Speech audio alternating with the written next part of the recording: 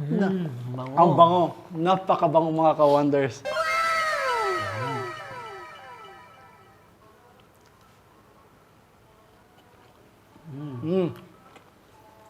Sarap.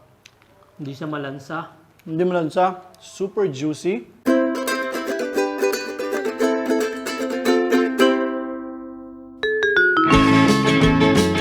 Mayong adlaw mga kagilaan. Ako si Chokoy. And ako si Mark. And welcome sa Wandering Kusina. So today's episode, ang lulutuin natin is ginataang tilapia. Now, this is a very Filipino cuisine mga ka-wonders.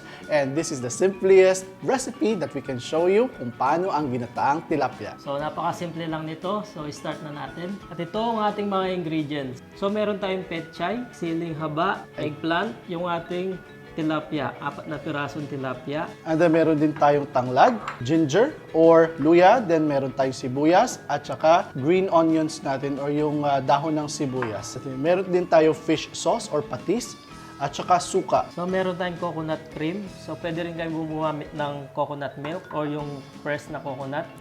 And then, yes, that's true.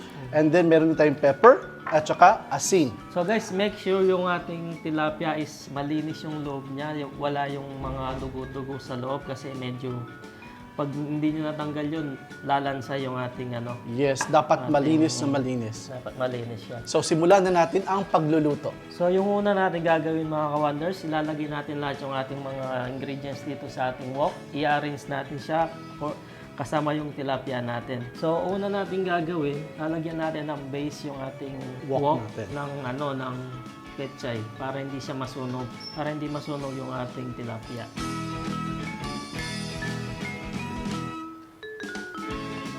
Okay na yan. Okay na? That's the last. Yan. So, ganyan lang. Lagyan lang natin siya ng base sa baba para hindi masunog yung ating tilapia. Isda. Yeah. Isda. And then, lagyan natin siya ng luya. So, ibubudbud lang natin yung luya sa ibabaw ng pechay. Hindi natin to igigisa. Ganyan lang. Diretso na yan siya.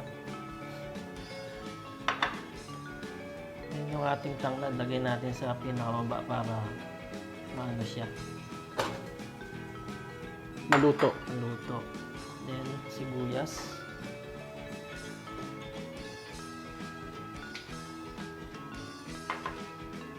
Then, lagyan natin ng tilapia natin. Bago natin lagay yung tilapia, lagyan natin siya ng luya sa loob, tsaka lemongrass para mawala yung lansa sa loob niya.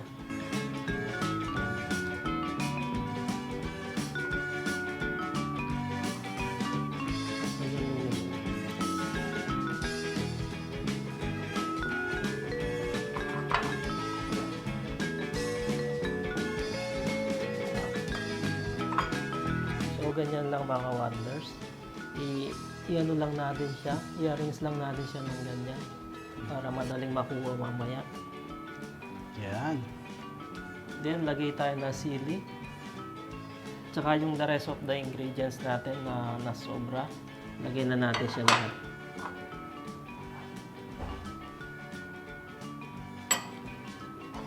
Then, yung patis natin. Vinegar. Vinegar. Etong vinegar natin, pampaano lang to para hindi mapanis agad yung ating ginataan. Para meron siyang konting asin.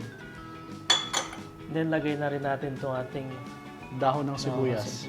Kung gusto nyo maanghang, pwede nyo iwain itong sili natin. So, ako hindi ko na siya iniwa para hindi siya masyadong mahang. Tapos, lagay na natin ito sobra na na pechay natin sa gilid.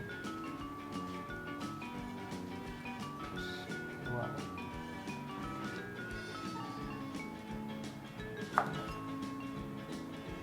At ilagay lang natin sa ibabaw yung eggplants natin. So, lagyan natin ng ground pepper. And salt. So, lagyan lang natin ng ganito karaming salt. I-adjust na lang natin mamaya pag Yes. pag kulang. Yes. Ganito lang karami mga ka-wonders at i-adjust na lang natin mamaya. Yan. And then, lagay na natin yung ating coconut cream. Gagamit kami ng 2 lata, 400 ml. 400 ml na coconut cream. So, 2 can ng So, dalawang can ng coconut cream.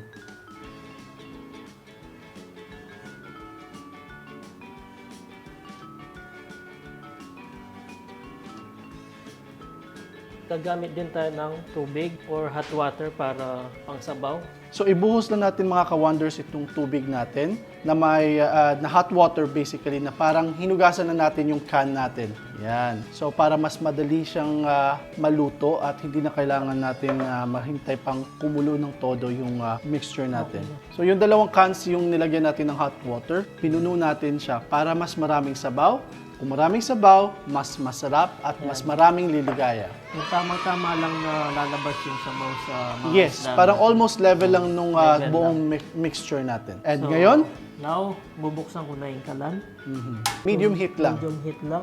Then, takpan lang natin. So takpan lang natin to and hintayin natin na kumulo ito. Titikman natin Yeah, titikman natin yung kumusta na. lasa niya o pwede pa tayong magdagdag ng ibang Exactly. asin or pepper like that. Kung anong seasoning na pwede natin ilagay. Mga ka-wonders, kumulo na yung ginataan natin na tilapia. Wow! Super bango na. Bango. Ang bango. Napakabango mga ka-wonders. Bango ng Nung pinaghalong luya, luya, lemongrass, tsaka yung coconut milk. coconut milk. Yes. And you can also smell the vinegar. Maamoy mo yung vinegar which is para siyang Vinegar. para siyang vinegar. Oh my God. Yung combination ng vinegar at saka coconut milk, napakasarap, napakabango. At saka yung tanglad. Yes, doon yung smell ng tanglad. Kasi linagay natin sa pinakailalim yung tanglad kaya lumabas Exactly. lahat yung niya, lumabas yung aroma. Yeah. Lumabas yung aroma ng mga Yes. spices Amuyin natin. natin ulit. Ang bango. Super. So, Tikman natin. Yeah. So, titikman namin para Malaman natin masahan kung ano, natin. kung ano pang kung ano kulang yung sa kanya. natin, para madagdagan natin before maluto. Yes. So, tikman natin. Kailangan siya sa asin. Exactly. Kulang siya sa asin. Konting-konti lang. Kasi patutuyun pa natin yan. Yes, patutuyuin pa pala to. And then, doon na medyo mas magiging sticky siya ng konti yung sauce niya. So, Tama? mga 1 teaspoon. Huwag natin siyang haluhin mga ka-wonders. Ganyan lang siya. Yes. Kasi masisira yung isda natin pag hinalo. So mga ka-wonders, hayaan lang natin siyang naka-open. Huwag na natin siyang takpan para medyo mag-less yung sabaw niya. Hayaan lang natin siyang kumulo hanggang mag-evaporate yung sabaw natin. Hanggang kumonti na lang siya. So mga ka-wonders, depende yan sa panlasa nyo. Now, for us, medyo nakulangan kami sa panlasa kasi hindi tayo naglalagay ng anumang betchin or any seasoning na artificial seasoning. So for us, lalagyan namin ito ng sugar. So it's an alternative seasoning dun sa gusto nyong ilagay na instant na pampalasa. So lalagyan namin ito ng sugar para mas lumasa siya. So this is 1 tablespoon of sugar. Hindi namin ito uubusin. Probably half lang ilalagay namin nito. Then titikman natin ulit.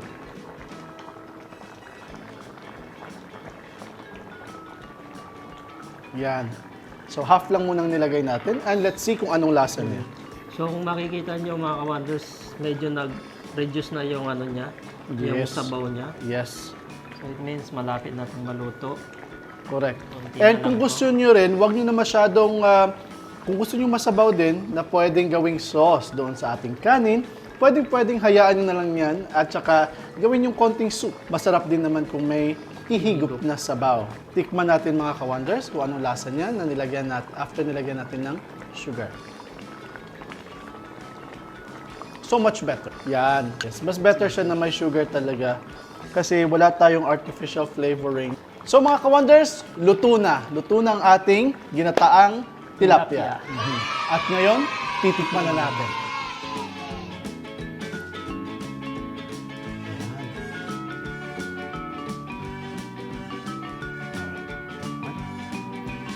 Tikman mo yan.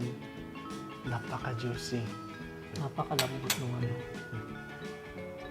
Ana.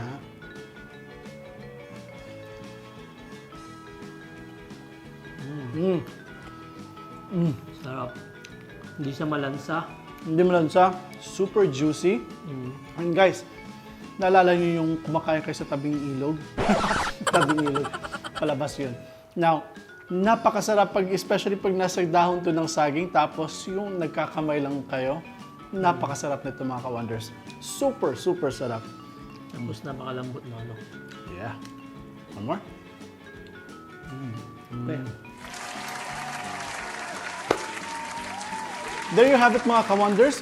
Yan yung ginataang tilapia ng Wandering Kusina. So mga ka-wonders, kung bago lang kayo sa channel namin, don't forget to subscribe to our YouTube channel, Wandering Kusina. And click that notification bell para updated kayo sa lahat ng mga bagong videos namin. Meron din kaming social media account. We have Facebook, Twitter, and Instagram. Daghang salamat mga ka-wonders.